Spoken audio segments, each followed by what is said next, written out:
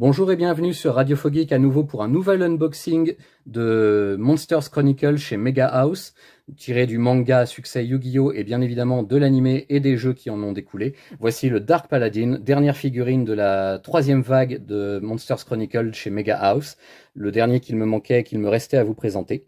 Je ne l'ai jamais vu ni dans l'animé ni dans Master Duel, donc je suis totalement vierge concernant mon a priori vis-à-vis de ce personnage et de ce monstre en particulier. Je me fie entièrement au visuel et à l'impression que j'aurai en vous présentant la figurine.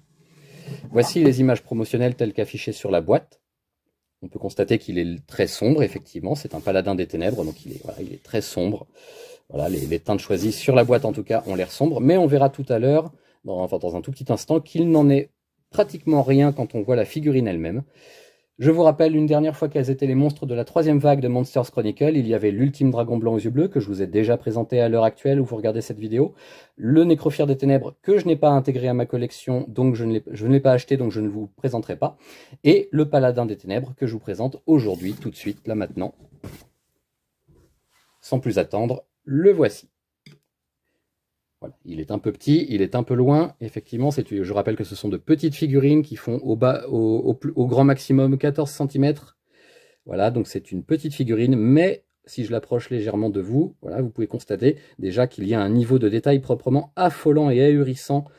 Une attention portée au détail et à la finition de la figurine qui est incroyable pour cette échelle. Je vais assez me répéter, je pense, par rapport à ce que j'ai dit déjà dans la vidéo concernant l'ultime dragon blanc aux yeux bleus, mais je trouve que si l'échelle a été réduite, et on le verra tout à l'heure grâce à un petit comparatif comme j'aime vous en faire, si l'échelle a été légèrement réduite, le niveau de détail, lui, a été accentué de plusieurs crans au bas mot, et je pense que c'est proprement spectaculaire et époustouflant pour ce niveau de finition et cette échelle surtout de figurines.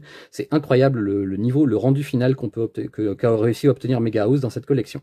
Alors vous me direz, il lui manque un bras. C'est pas parce que je l'ai cassé, c'est tout bêtement parce que comme pour le gardien celte, souvenez-vous de la vidéo présentant le gardien celte, ce personnage humanoïde donc possède un accessoire à lui greffer sur le bras. Sauf que cette fois, ils se sont pas embêtés à lui mettre un petit moignon noir juste ici, là, à retirer, parce qu'ils ont dû se rendre compte, je pense, que ça se perd très facilement et que c'est très difficile à retrouver une fois que ça roule sous un meuble. Donc, cette fois-ci, il n'y a pas de petit moignon noir pour vous indiquer que cette partie est amovible. Il faut juste greffer la main dans le poignet, voilà, en espérant que ça tienne bien. Alors, c'est très mobile, il faut vraiment s'y prendre à plusieurs fois avant de trouver le bon angle. Mais une fois que c'est fait, voilà, normalement vous n'êtes plus censé toucher à la figurine ensuite, elle est censée être exposée sur une étagère et ne plus bouger. Et donc ça a un rendu vraiment du plus bel effet, vous voyez ça avec cette lame majestueuse qui fait aussi sceptre de magicien. Voilà, c'est un paladin, c'est un guerrier mystique divin, voilà, c'est proprement incroyable et impressionnant.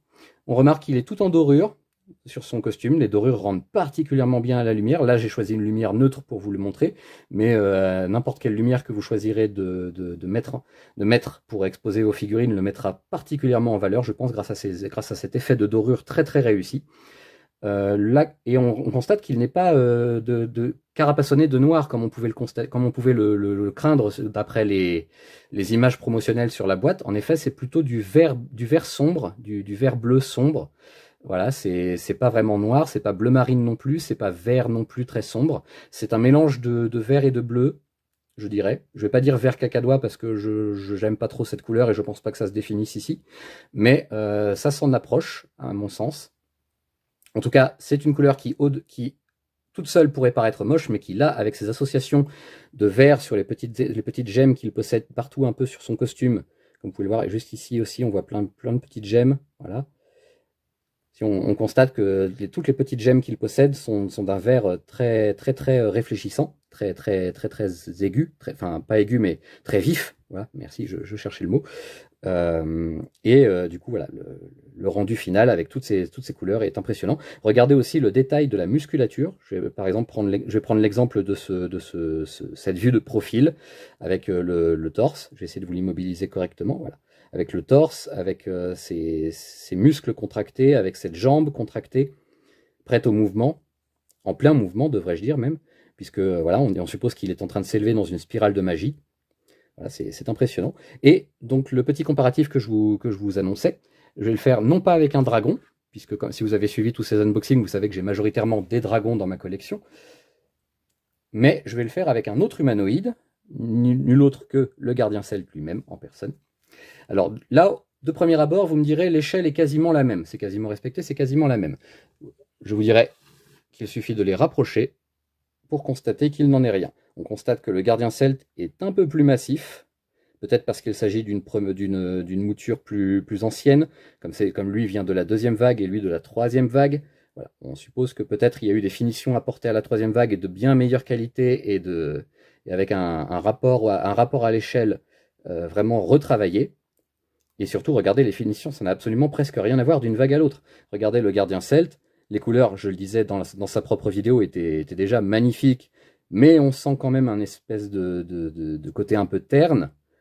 Quand on le compare avec, alors c'est peut-être l'attrait de la nouveauté qui me fait dire ça, mais quand on compare les couleurs du gardien celte avec celles du paladin des ténèbres, ça n'a pratiquement plus rien à voir en termes de qualité. C'est vraiment une toute autre dimension qui s'offre à nous.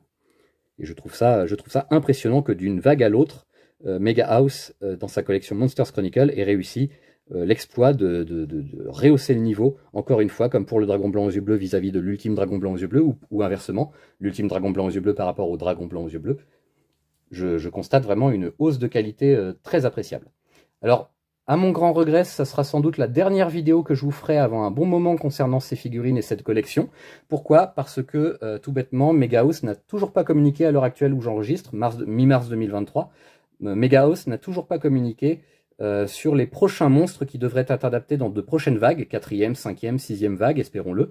Je croise les doigts très fort pour que ces vagues existent un jour et que de nouveaux monstres soient adaptés. Pour l'instant, on n'a aucune nouvelle ni sur leur réseau, ni sur leur site officiel, ni durant les conventions. Il faut peut-être attendre les conventions de cet été 2024 pour en savoir un peu plus.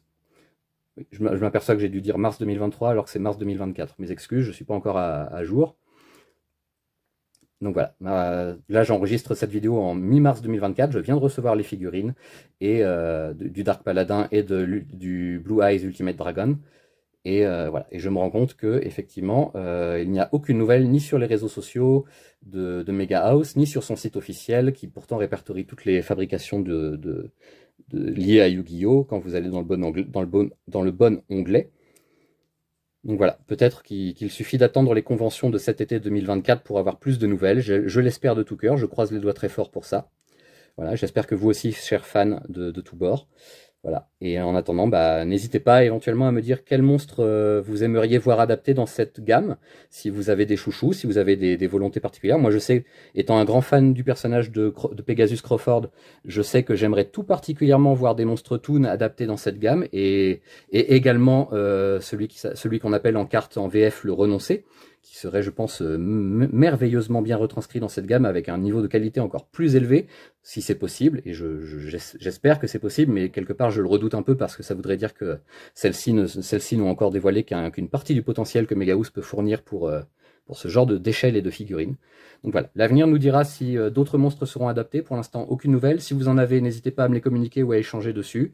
N'hésitez pas, voilà, aussi à laisser un commentaire ou simplement pour dire quel monstre vous aimeriez vous voir adapté, quel monstre vous rêveriez d'avoir dans cette collection.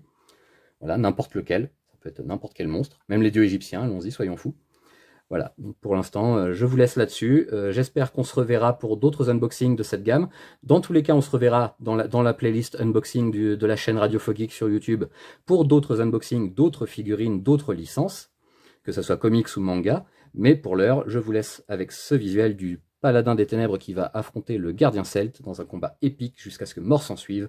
Et je vous dis à la prochaine.